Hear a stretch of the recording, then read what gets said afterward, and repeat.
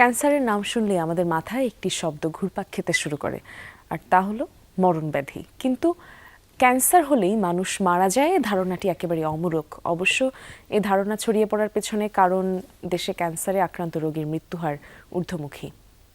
স্বাস্থ্য অধিদপ্তরের তথ্য মতে দেশে প্রতি বছর অসংক্রামক রোগে আক্রান্ত হয়ে মারা যায় ৬৭% মানুষ। অসংক্রামক রোগের মধ্যে দ্বিতীয় অবস্থানেই ক্যান্সার। ক্যান্সার অবশ্যই একটি ব্যয়বহুল রোগ এবং আমরা যদি এভাবে চিন্তা করি যে ক্যান্সার কেন বাংলাদেশে ভীষণভাবে বেড়ে চলেছে, ক্যান্সারের যে বিস্তার সেটা কিন্তু দুটা ভাগে। একটা হচ্ছে 90%, যেটা আপনার যারা মার্জিনালাইজড, যারা আন্ডার প্রিভিলেজড তাদের মাঝে, আর যেটা 10%, যেটা 10%, সেটা আমরা যারা সচ্ছল, যারা মনে করেন শহরে বাস করি, যারা শিক্ষার মাঝে আছি, তাদের মাঝে 10%। কিন্তু সত্যি কথা বলতে আমরা যারা 10%, তারাই কিন্তু সবচেয়ে বেশি অসচেতন ক্যান্সারটা নিয়ে। সোশিও ইকোনমিক প্রেক্ষাপটে বলতে চাই, এটাই আমি প্রথমে বলবো যে সচেতনতাটা খুব দরকার। কারণ আমাদের দেশে কিন্তু ফেসিলিটি আছে খুবই ভালো, কিন্তু ইটস নট ইনাফ বিকজ এই মুহূর্তে 20 লক্ষ ক্যান্সার রোগী আছে বাংলাদেশে, এবং প্রতি বছর 2 লক্ষ করে ক্যান্সার রোগী শনাক্ত হচ্ছে, 1.5 লক্ষ করে মারা যাচ্ছে।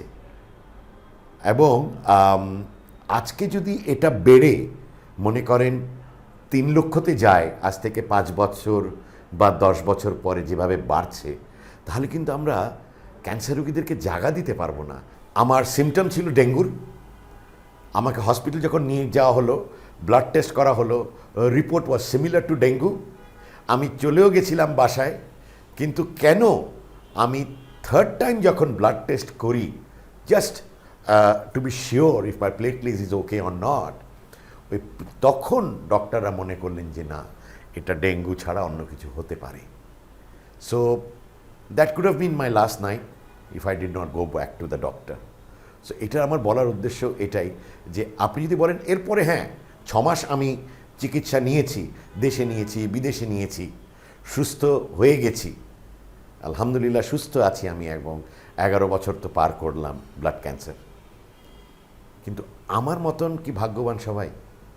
সবার কাছে একটাই বিনতি যে সব কিছুকে উপেক্ষা করলে হবে না। Cancer is curable, 100% curable if it is detected at the right time.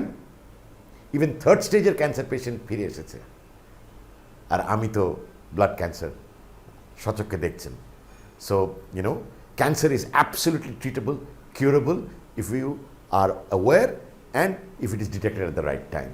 দুঃখজনক হলেও সত্যি ব্যাপারটা যে পৃথিবীব্যাপী ক্যান্সারের হার এত দ্রুত গতিতে বাড়ছে যে আমরা যেহেতু আমি ক্যান্সার নিয়ে কাজ করার সুযোগ হয়ে থাকে আমাদের, আমি বলবো যে বাংলাদেশ না, ওয়ার্ল্ড ওয়াইডই আসলে ক্যান্সারের হার বেড়ে যাচ্ছে। এটার কয়েকটা কারণ আছে। একটা ফার্স্ট অ্যান্ড ফরমোস্ট হচ্ছে আমাদের ইগনোরেন্সের যেটা ব্যাপার আমরা দেখে থাকি যে প্রিভিলেজড এবং মার্জিনালাইজ নয় বাদে দিলাম, প্রিভিলেজ গ্রুপ অফ পিপলের মধ্যে এই ইগনোরেন্সটা থাকে।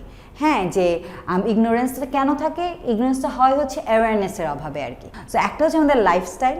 হ্যাঁ, আমাদের লাইফস্টাইলে খুবই সাধারণ জিনিসপত্র, একটা হচ্ছে এক্সারসাইজ করা, প্রচুর পরিমাণে পানি খাওয়া, এবং প্রচুর পরিমাণে কাঁচা তাজা শাকসবজি এবং খাওয়া।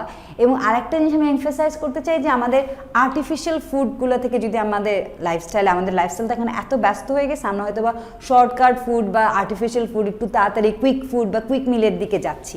আমরা যেতে পারি, বাট আমরা সবজিটাই হয়তো বা ওই জিনিসগুলোই আমরা ভালো মতো যদি ধুয়ে খাই তাহলে আমাদের হেলথের জন্য ভালো। কারণ আমাদের যেটা হয় আর্টিফিশিয়াল ফুডগুলো যেহেতু আর্টিফিশিয়াল অবস্থায় থাকে, ওটা শরীরে যে ওর আর্টিফিশিয়ালিজমটা আমাদেরকে রিভার্ট ব্যাক করে, তখন অনেক ক্ষেত্রে ক্যান্সার সেলটার ওই উৎপত্তিটা ওখান থেকেই হয়।